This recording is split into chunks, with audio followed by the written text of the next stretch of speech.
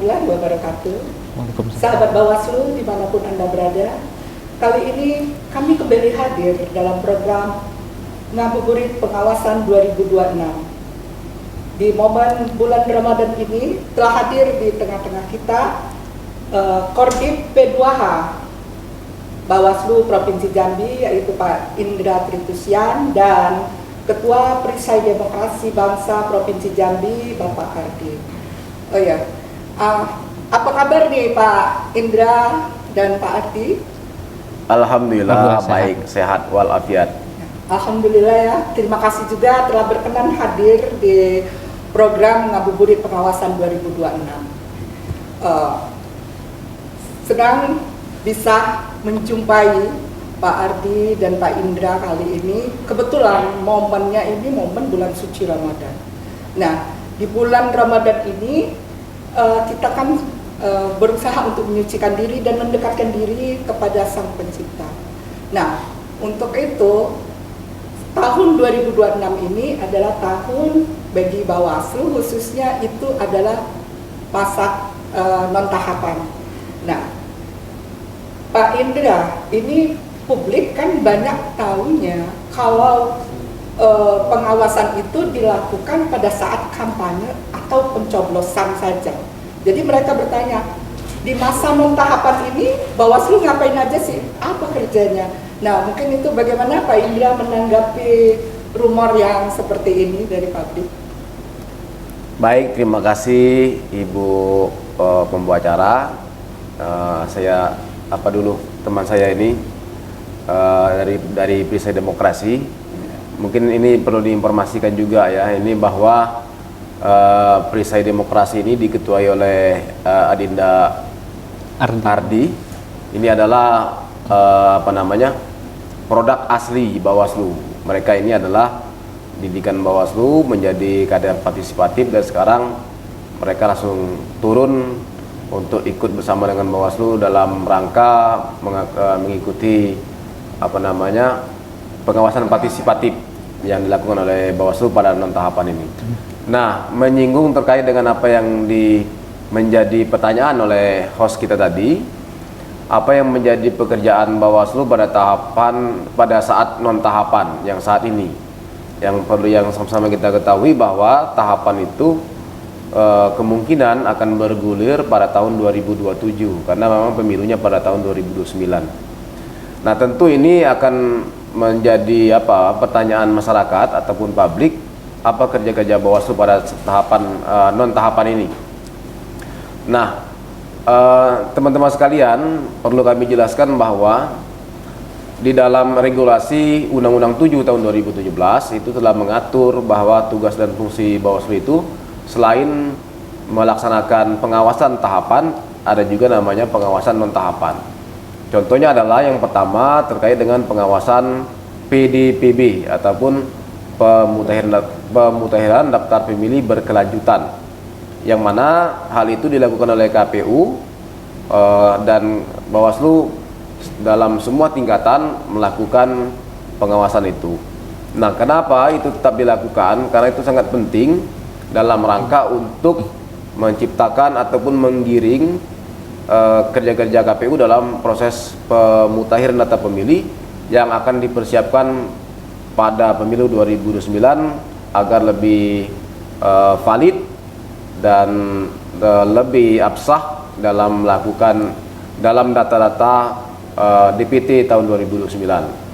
Kemudian yang kedua, kerja-kerja Bawaslu ini pada masa tahap non-tahapan ini adalah melakukan edukasi politik atau memberikan edukasi demokrasi yang baik kepada semua elemen masyarakat.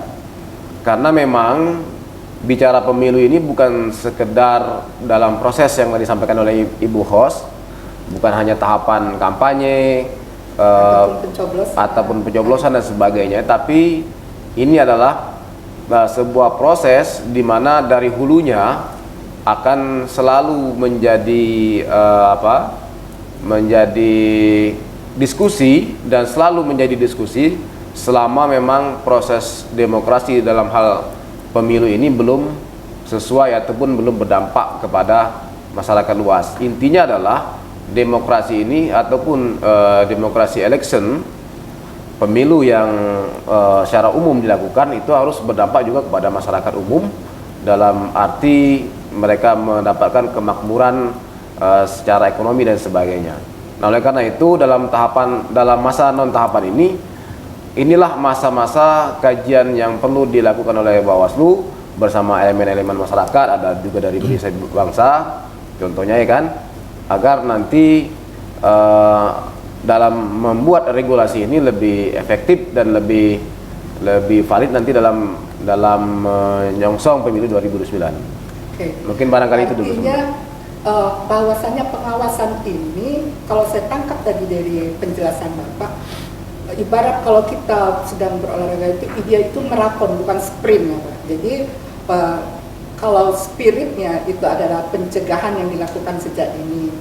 Jadi artinya sahabat Bawaslu semua, pengawasan itu dilaksanakan bukan hanya untuk reaktif ketika ada pelanggaran saja, tapi juga preventif. Jadi spiritnya adalah pencegahan yang dilakukan sejak awal, begitu ya Pak? Ya, betul.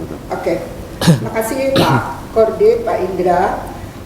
Selanjutnya nih kita akan beralih ke Ketua Perisai Demokrasi Bangsa, kepada Mas Ardi. Kalau tadi kita sudah dengarkan penjelasan apa yang dilaksanakan Bawaslu di masa non tahapan ini, kali ini kita akan mengulik nih sebagai Ketua organisasi ya Perisai Demokrasi Bangsa itu. Tadi kalau saya dengarkan penjelasannya itu juga ikut berkolaborasi melaksanakan pengawasan bersama Bawaslu, yakni pengawasan partisipatif. Nah, sudah menjadi ketua organisasi Perisai Demokrasi Bangsa. Ngapain sih kok mau susah-susah, padahal nggak dibayar tuh honornya. Coba kami minta sedikit penjelasan apa gimana dalam melaksanakan pengawasan bersama Bawaslu.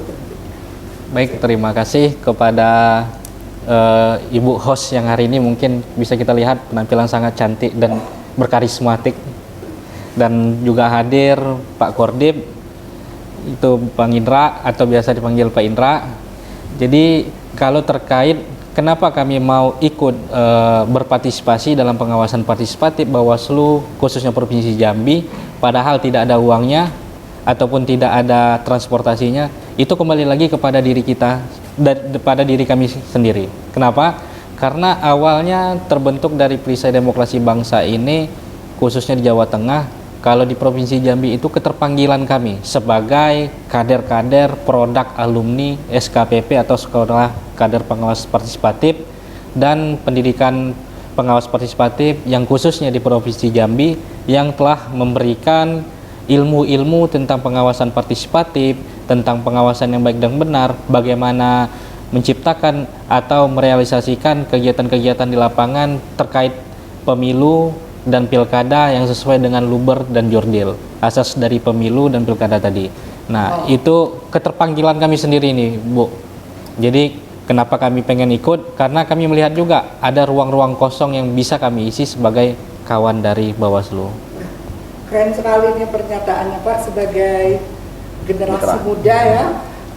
Tapi tadi ternyata dari Perisai Demokrasi ini adalah lembaga pegiat pemilu ya. Pegiat pemilu. Dan anggotanya kalau saya dengar tadi itu dari SKPP, alumni SKPP dan P2P. Mungkin dapat dijelaskan sedikit Pak Kordip, P2P dan SKPP ini merupakan apa nih? Kok bisa berkolaborasi sedangkan Mas Ardi kan dari alumni kader katanya.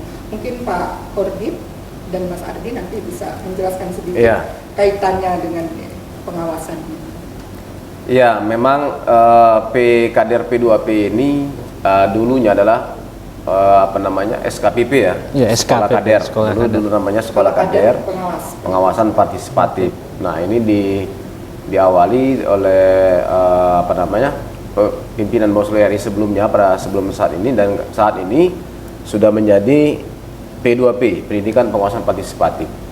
Nah, yang menjadi spiritnya itu adalah Ibu Host, Kenapa ada P2P? P2P ini kan sebenarnya adalah program yang kontinuitas dan ya menjadi program nasional juga ya kan. Dan yang menjadi titik yang menjadi poinnya adalah mereka ini anak-anak muda yang dikatakan pemilih Gen Z. Nah, Gen Z, dan memang notabene-nya mereka adalah mahasiswa dan mereka siap direkrut dan siap untuk bergerak bersama Bawaslu tanpa dibayar, tanpa non budgeting.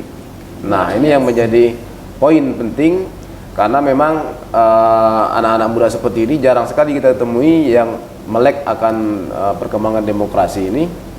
Nah, mungkin Perisai Demokrasi ini sebagai lokomotif penggeraknya, mudah-mudahan yang lain akan menyusul. Oke. Ternyata ya tidak sia-sia mengadakan pendidikan selama ini. Ya. Sudah kita lihat hasilnya.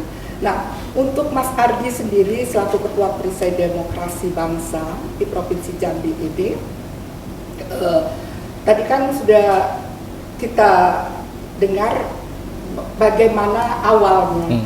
Nah, terus kolaborasi ini bagaimana sampai sinerginya antara Perisai Demokrasi Bangsa dan Bawaslu sejauh ini, kolaborasi? Kalau sejauh ini kolaborasi antara Perisai Demokrasi dan Bangsa dan Bawaslu Provinsi Jambi, alhamdulillah sudah berjalan.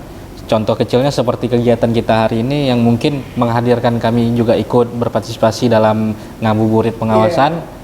Dan juga kami kemarin antara Bawaslu dan Perisai Demokrasi Bangsa sudah menjalankan MOU. Jadi ada kesepakatan bersama terkait kolaborasi bagaimana kedepannya Bawaslu Provinsi Jambi dan Perisai Demokrasi Bangsa Provinsi Jambi.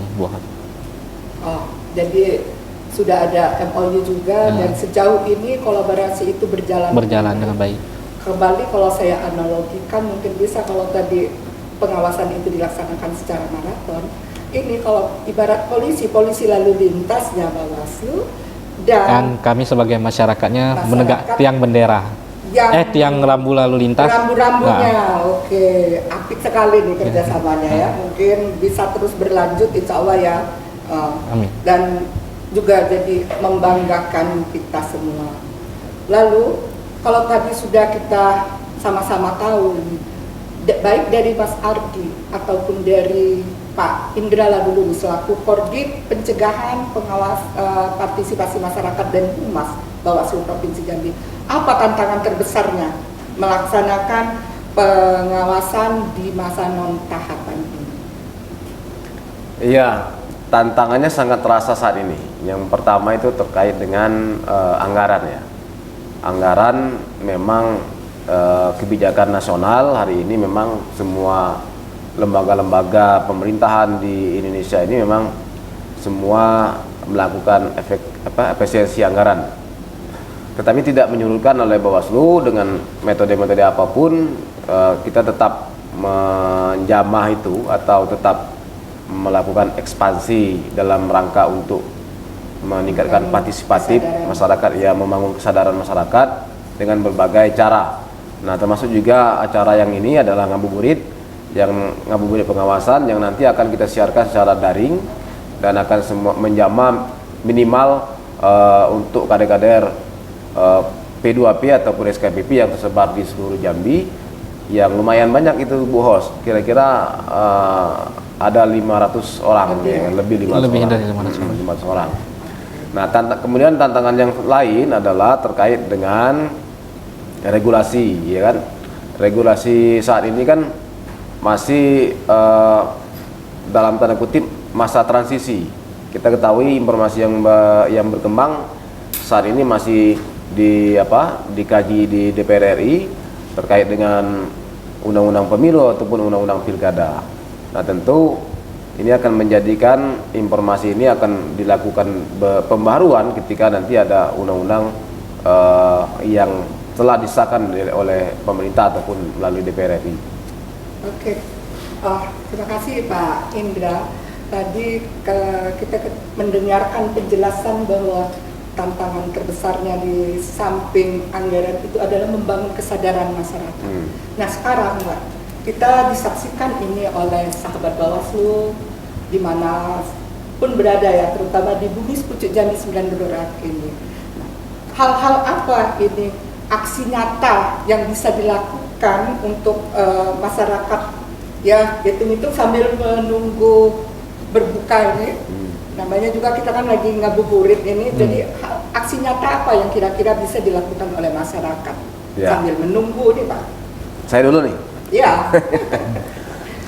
Ya, yang pertama itu memang tidak mudah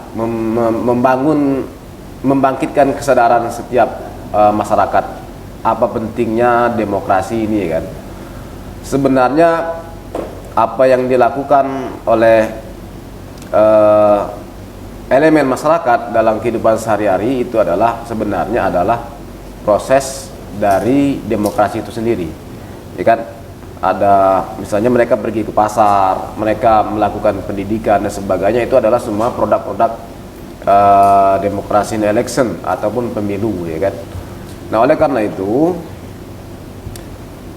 dalam tata kelola pemilu tadi saya sampaikan dalam awal tadi, ini akan selalu melakukan perkembangan dan kemudian tidak absolut. Artinya untuk 2024 kemarin belum tentu pada tahun 2009 sistemnya akan diterima oleh masyarakat ataupun tidak dilakukan perubahan. Nah, oleh karena itu masyarakat luas seharusnya dapat memberikan evaluasi ya kan, kepada sistem pemilu saat ini. Apakah masih sesuai dengan kebutuhan untuk tahun 2009. Nah, Bawaslu saat ini fokus melakukan evaluasi itu, melakukan konsolidasi demokrasi, kemudian bekerjasama dengan stakeholder dalam rangka untuk merajut, mengumpulkan informasi sebanyak mungkin untuk menjadikan formulasi sistem pemilu yang lebih baik dan lebih tepat. Terima kasih Pak. Jadi artinya untuk masyarakat yang saat ini tengah menyaksikan kita semua, barangkali mungkin bisa tadi Bapak sudah melihat untuk keberlanjutannya ya, mungkin untuk dengan DPT bagaimana Pak? Apakah bisa langsung mengecek? Nah, cek DPT. Ya. Dengan sekarang ini kan belum ada namanya DPT ya, yaitu saat ini adalah PDPB. Daftar pemilih berkelanjutan ataupun pemutahiran daftar pemilih berkelanjutan. Nah, ini sebenarnya adalah dalam rangka untuk menyiapkan DPT yang valid. Ya, artinya bisa nggak Pak? Sekarang ini yang tengah menyaksikan kita di sini, mereka melakukan cek sendiri secara digital. Ya, betul. Betul ya. Mungkin dari Mas Ardi ada aksi nyata yang bisa dilakukan masyarakat. Kalau terkait aksi nyata yang baru kami berikan kemarin itu di lapangan, kebetulan kami ada badan seminya, Bu Hos, yaitu Laskar Jaga Hak Pilih atau Laskar Jaga Kawal Hak Pilih. Oh, jadi subnya ya? Sub dari Perisai Demokrasi Bangsa. Dan kebetulan diketuai koordinasinya langsung dari kader P2P tadi, alumni P2P, dan kebetulan juga jurusannya tentang ilmu pemerintahan dan hukum, jadi cocok untuk dia, dan langsung terjun ke lapangan. Kami instruksikan untuk melakukan cek DPT online kepada masyarakat. Jadi dicek ke rumah masing-masing apakah di masyarakat tersebut datanya masih aktif ataupun tidak, atau ada data yang sudah meninggal tapi di situ masih aktif. Nah, ketika sudah dapat, kami baru lanjut ke KPU dan Bawaslu setempat, khususnya kalau di Kota Jambi, ke Kota Jambi dulu agar bisa dilaporkan apakah data tersebut belum diganti karena lagi masa pemutakhiran data berkelanjutan. Kalau data tersebut masih tetap begitu, berarti nanti ada permainan. Disitulah yang kami antisipasi untuk kedepannya agar bisa secara baik dan benar. Jadi ini sudah terlihat jelas ya Pak, aksi nyata dari kader-kader yang dibentuk terutama oleh Bawaslu ini, baik dari SKPP maupun P2P, kemudian oleh antara lembaga pegiat pemilu dan lembaga penyelenggara pemilu, Bawaslu dan KPU. Nah, pemirsa, untuk hari ini menjelang kita berbuka, mungkin kita akan sampai pada poin yang terakhir di mana ada refleksi untuk masyarakat berkaitan dengan bulan suci Ramadan ini. Ada mungkin dari Pak Indra, khususnya ini kan kita dalam program Ngabuburit ini, apa kira-kira refleksi yang akan Bapak sampaikan kepada masyarakat? Pesannya begitu, sesuai dengan Ramadan ini. Oke. Puasa, yaitu diambil dari, puasa itu kan dari bahasa Indonesia ya. Kalau bahasa Arabnya saum. Saum. Diterjemahkan dalam bahasa Indonesia adalah menahan ya. Gak betul nggak itu? Ya, menahan. Menahan. Nah, ini menjadi spirit juga untuk pengawasan pemilu, bahwa puasa ini, kalau tidak salah saya mengadopsi hadis itu dikatakan puasa itu adalah urusan Tuhan dan diri kita. Karena kalau kita berbohong, manusia yang sekitar kita ini tidak akan tahu kalau kita tidak berpuasa. Maka yang tahu itu antara pribadi orang dengan Tuhannya, dia berpuasa atau tidak. Nah, hubungan dengan pengawasan pemilu dan bagi teman-teman penjaga demokrasi pemilu, ini adalah spirit untuk menjaga integritas. Jadi integritas itu dibutuhkan aksi nyata, stabilitas dalam mewujudkan integritas tersebut. Maka dalam menjaga integritas pemilu, kejujuran itu yang paling utama.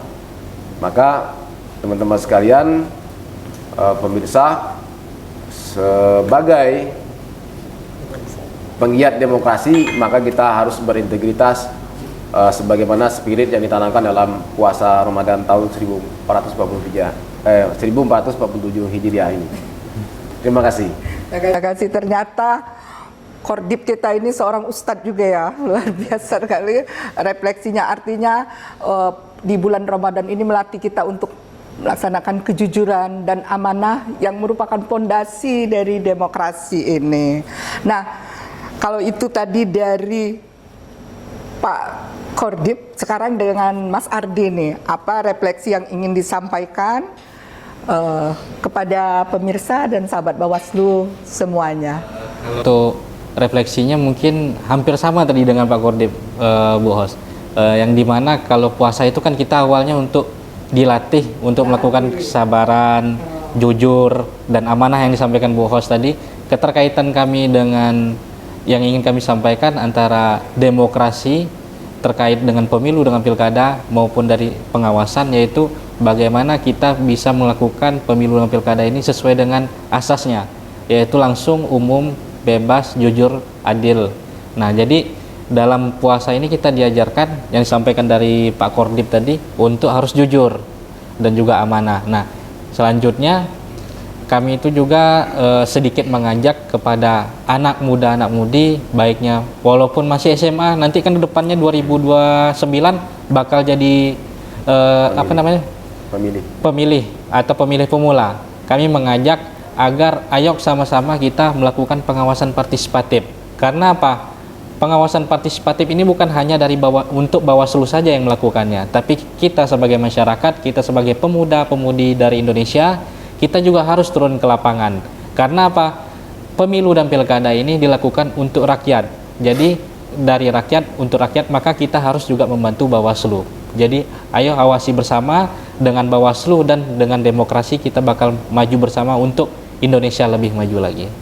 Luar biasa sebuah pernyataan dan refleksi dari Ketua Perisai Demokrasi Bangsa ini, juga Pak Kordip tentunya kesimpulannya dari diskusi kita pada sore hari ini bahwa pengawasan itu tidak berhenti pada saat non-tahapan, tapi terus berlanjut hingga pelaksanaan pemilunya dan terus berkesinambungan. Untuk itu kami segenap tim Ngabuburit Pengawasan 2026 menyatakan terima kasih atas kehadiran Bapak Kordip dan Mas Ardi selaku Ketua Perisai Demokrasi Bangsa ini. Semoga apa yang kita diskusikan hari ini mendapatkan manfaat bagi pemirsa dan sahabat Bawaslu di mana pun Anda berada. Selamat bekerja, melaksanakan terus pengawasan. Kami akhiri dengan billahi taufiq wal hidayah. Wassalamualaikum warahmatullahi wabarakatuh. Sampai berjumpa dengan acara yang sama dengan lain kesempatan. Bersama rakyat awasi pemilu. Bersama Bawaslu tegakkan keadilan pemilu.